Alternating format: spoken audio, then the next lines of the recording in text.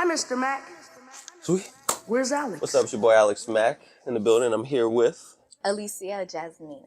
And she's a multi-hyphen, multi-talented. Would you like to list some of those accolades? Sure. I am a singer, songwriter, dancer, choreographer, and creative director. Wow. So, how did you get to this moment here, being able to live out your dreams, be able to express yourself in this way? I've always done this. I grew up with a stage mom, and so her dreams were singing, dancing, and theater. And so she had children young. She had 3 girls. I'm in the middle. And so she poured all of that into us, and she started putting us into creative arts very young. So I actually started dancing professionally as a child.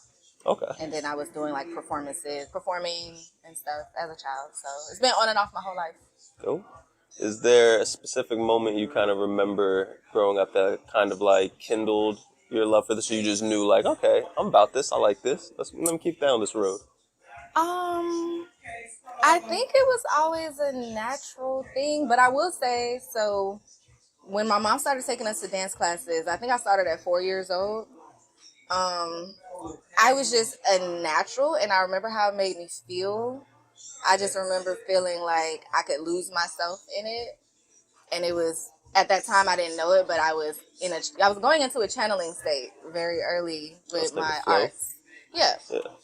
And so it was almost like a drug at that time. Like, we didn't have a choice. We had to do it. But the love for me came when I realized, like, how high vibrational just doing the creative stuff was. So I don't think I know a specific moment. I just know I was very young when I realized, like, I wanted to be an artist, like, professionally.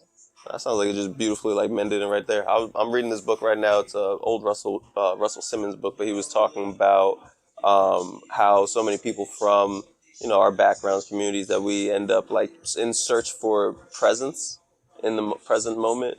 We search for drugs or we search for these other things, but when we reach that flow state, when we reach that channeling state, that's pretty much the same thing that we're searching for, except we're going one direction is like numbing, and then the other one is just the most closest to divine that you can probably find yourself to be. So it's kind of like, sounds kind of like you were tapped into that at a young age. I feel like that's something that the youth's kind of missing sometimes. Yeah, no, that's true 100%. I think when people do drugs, they're trying to get high. And I really feel like the getting high is trying to have a higher vibration. Yeah. You're trying to vibe higher. You're trying to feel what only comes from source energy. And so people don't know to just go straight there or to find their outlet or medium to like tap in to their source. But yeah, drugs is just the easier way to try to achieve that. So yeah. Gotcha. Are you into like spirituality like that, like chakras and Eastern philosophy? Yeah, I'm into spirituality, but I won't say that I like not all of it. Okay, we just stop at zodiac signs? No. I really like to educate myself. So I could read something and have a good understanding of it and ponder on it and meditate on it and not always have to just say, okay, this is my thing, this is my path. So, but I will say I make it a point to educate myself. I could probably learn a little bit more about chakras, but I am familiar with them, and I have done some practices to try to balance my chakras in the past, meditations, things like that. So yeah, I'm a spiritual girly. Okay. Safe to say. I think that's a good thing. We're all on a spiritual journey here. It's just depending on how deep into that rabbit hole you want to get, right? I got my limits, okay? Because I think curiosity killed the cat. Okay. No, there's nothing wrong with being curious. Let me take that back. There's nothing wrong with being curious, but if something doesn't feel right, like I'm big on like intuition and just like trusting how something feels. So even like certain content, I can't engage. Like I don't watch violent movies. I don't watch scary movies. I try not to watch any violent content because it just disturbs my spirit. So why was I talking about that? I kind of forgot. What were we talking about? We're talking about spiritual, and this is spiritual journey, depending on how deep you want to get to. But you're saying that you kind of like to protect your energy, and you like to kind of which is completely fair. Everybody has the right to do that, right? Does that mean that you kind of stray away from like conspiracy theories or those kind of rabbit holes? Like, where does your mind kind of go? Because you're a pensive, like, thoughtful person. So like, do you kind of like those mental exercises? Especially because you said you like to think about it, but not necessarily like absorb it. Like, oh no, this is law now, right? Right. I take whatever resonates as truth for me. Okay. So I do kind of entertain conspiracy theories, but it gets dark. And again, I can't stay there very long. I think ignorance is bliss, yes. And to an extent, it's like you can know all of this crazy stuff that's going on in the world, but it's like the Bible says to meditate on the things that are good, the things that are pure. Like the Bible says to meditate on things that are positive and uplifting. So despite the fact that these things might be happening, I try to make a conscious effort to meditate on things that uplift my spirit. I might pray, for the world in general, or just like, no, I don't. I don't. I'm lying. I don't pray for the world. I be I forgetting wish that part. I'm saying like, Lord, protect everybody in my family, protect right. everybody I care about. It's like, dang, the world. Let me just The say the world. world, because we do live in the world, and Yeah. it does affect us. So we should all collectively pray for the world. Now, when we say the world, does that like include Mars and Mercury, or we kind of like excluding them? Like they gotta worry about that to themselves. We don't worry about Earth. Okay, fair play. Yeah, we just don't worry about unless somebody from Mars or Mercury is trying to infiltrate. Pop but up. yes, You said infiltrate. Then it's like, okay, Lord, please protect that weapons do not prosper. Right. But yeah. Is there one conspiracy theory that you would kind of say like, hey, I did a little looking into, I kind of mess with? Is there one that you're interested in breaking? Well, we were actually talking about one tonight downstairs in the other studio, me and the girls. I was like, you guys notice that there's like no fruit trees around? You don't just see like, oh, I just want to pick a pear. I just want to pick an apple. You ever drove past an apple tree or really any type of tree bearing fruit? Because they really should be naturally and abundantly growing. But so that was one thing. I'm just like, but it's so many. It's so many. It's so many. And it's so easy to go down that rabbit hole. So honestly, I would like give myself a time limit on the conspiracy theory, because it's like you can go on and on, because it's the damn rabbit hole. Like it's like one thing leads to another, leads to another. Yeah. It's like that's a song that never. It's like it never ends. I found myself in that rabbit hole. Like, and even then, like one of the songs I played, I was like kind of in one of those podcast rabbit holes, and I was like, oh, let me make a song. And I'm like, I'm kind of making this for me. I don't know if there's anybody out there that's gonna be like, oh, dang, he's spitting right now. Which theory was it about? It was the Senile song that I was playing. Like if I ran through some of the lyrics with you, I start off from actually. Look at this. Let's do it's it. Like we write it down or something. Let's do it. I realized like one thing that people say with my music is that because I kind of rap at a fast BPM and I'm like doing stuff sometimes, they're like, oh, I didn't catch like the lyrics.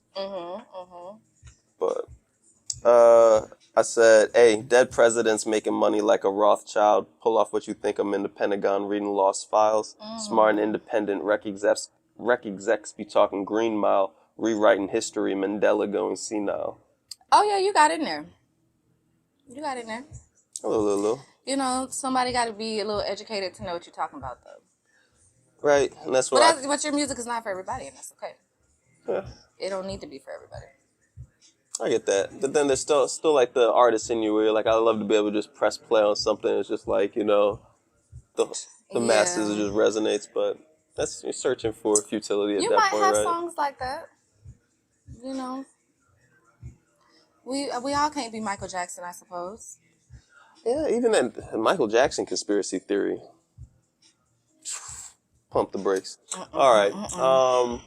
What is your number one red flag in a relationship? Like something that you just sit there like, I've learned enough times. If I see this, I'm out. Shout out to all the girls for them. Inconsistency is a big one. I have a lot of them. Yeah. Okay, well, I guess if you want to give your top 10. All right, let's do top 5. We'll do top 5 red flags. Okay, inconsistency. If I catch you in any type of a lie, because why are you lying?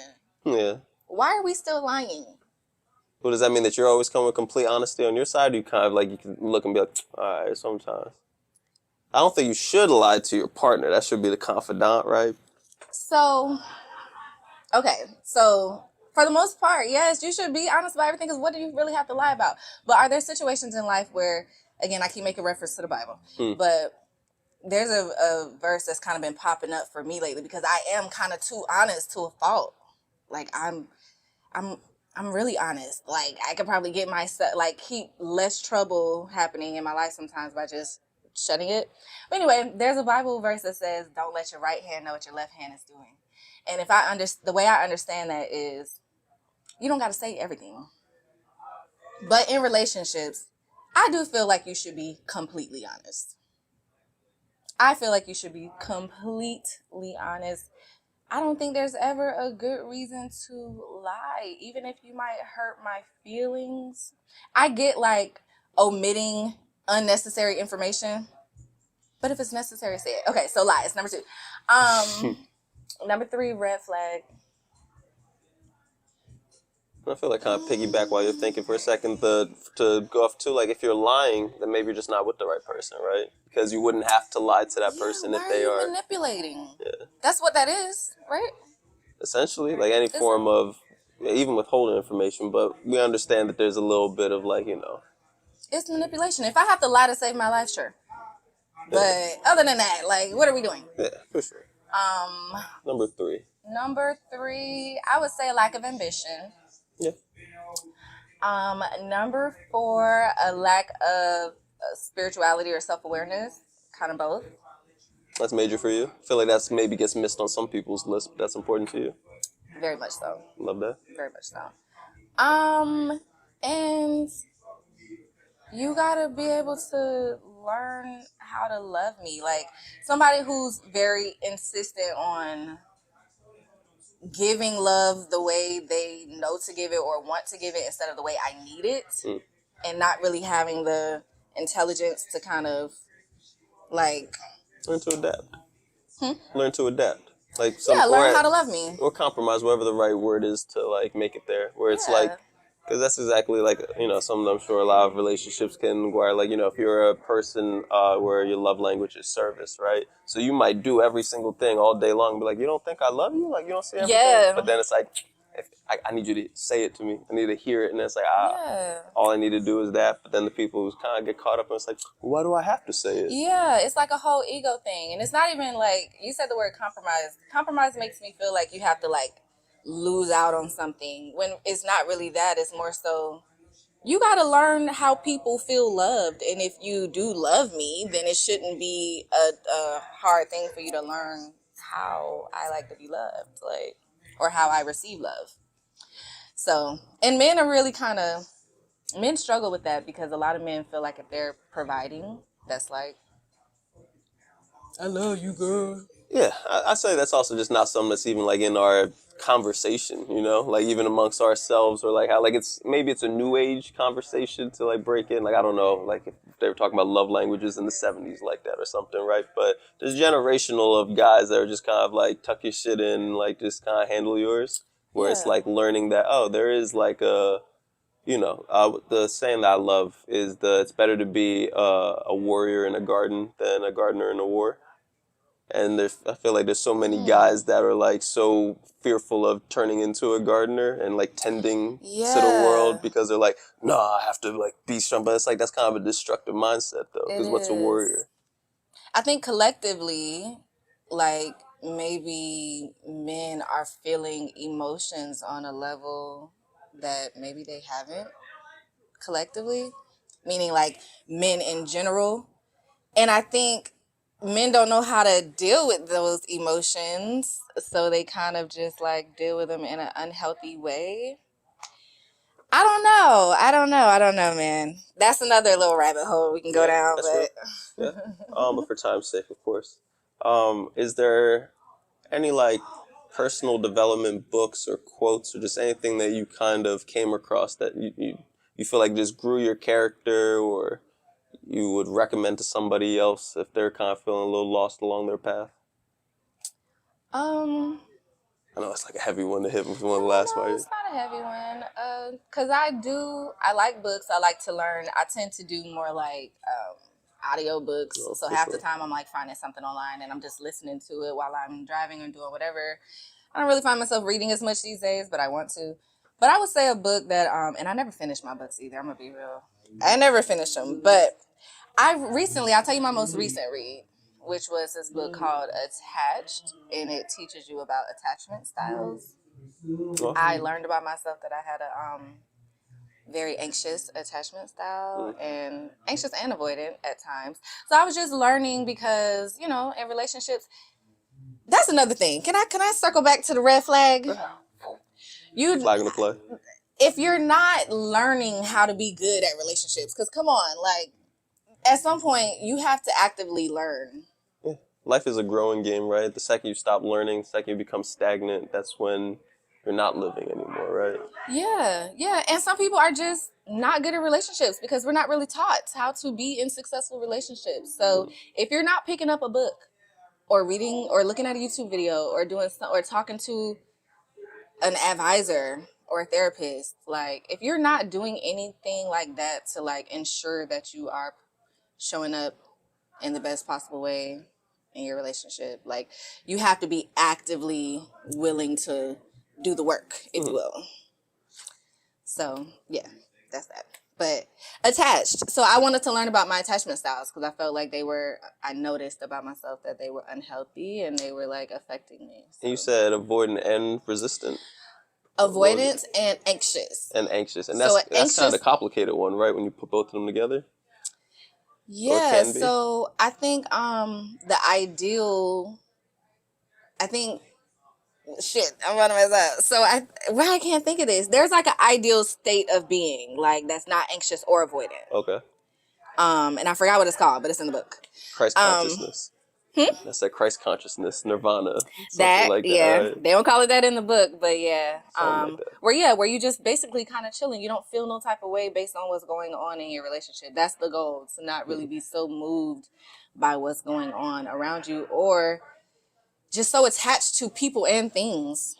Like I've mastered the art of detachment.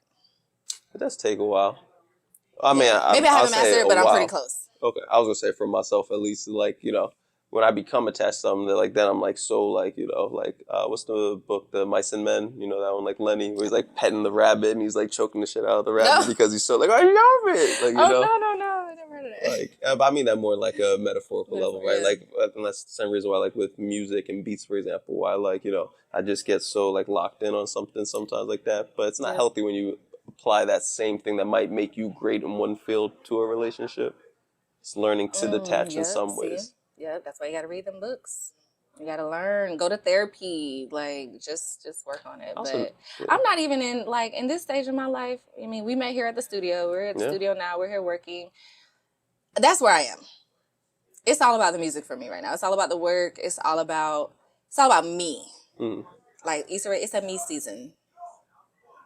I don't even think relationships are even relative at the moment.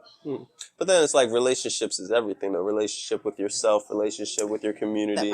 Yeah. So a romantic relationship is not relevant right now. We all have different seasons for that, right? So yeah, I get that. Yeah, the men gonna be out there. They ain't going nowhere. Yeah. So anything else you want to holler at the people, message or any last parting words? I would just say if there's anything that anybody has ever wanted to do, like that it's been sitting in the back of your mind and maybe you're scared to do it because you don't want to look crazy, you don't want to embarrass yourself, maybe other people don't believe in you, do it. Do it. Shia LaBeouf voice. Just do it. Just do it and be willing to look crazy.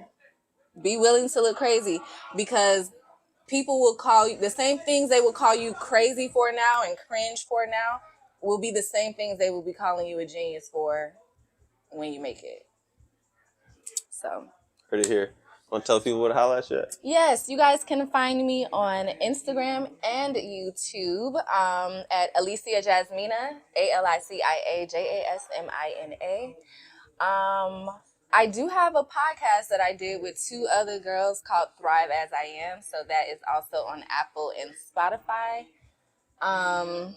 Yeah, I have new music coming, new visuals coming. And yeah, I'm excited. So love it. Appreciate you. Tap in. Appreciate your time. Thank you. Of course.